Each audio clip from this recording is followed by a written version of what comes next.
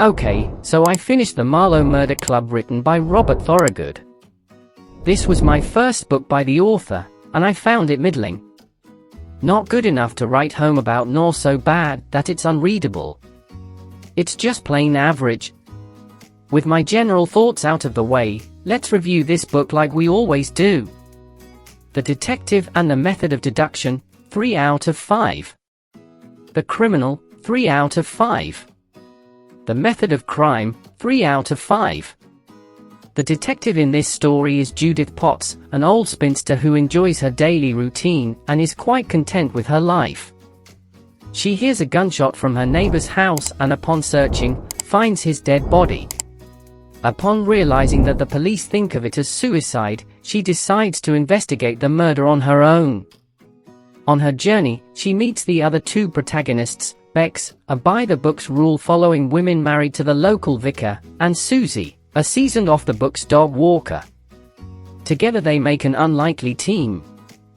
Usually, I would have liked the novelty of this combination if I hadn't already seen similar things in other books.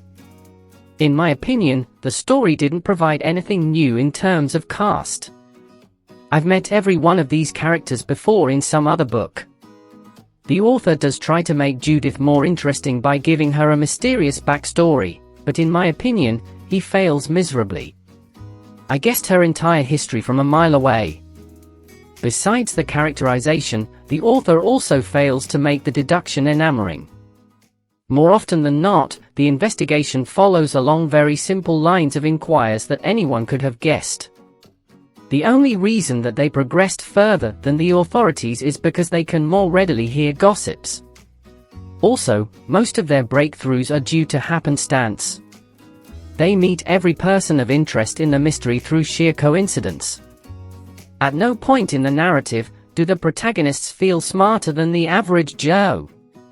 Now, I do understand that that was the author's intention, but still I feel like it could have been done better. But this is just my own personal experience. I'm sure others will enjoy the story more than me. Moving on to the villain of the story, I can't really say much about them without spoiling something. Suffice it to say that if you are familiar with a particular story of Patricia Highsmith, then you can guess the entire solution about halfway through the story. I figured everything out about 70% into the story. Also, I have a gripe with female-led stories such as this. They make it so obvious who the bad guy is. You can be sure that they will never incriminate a woman, so your suspect pool is already very limited, and you can limit it even further by how the men in the story treat their female relations. I knew the identity of the murderer as soon as they were introduced, and I figured out the method as soon as the first roadblock was discovered. I'm not trying to brag. I want to read mysteries to be surprised by the climax, to feel vindicated for the time I spent reading the book.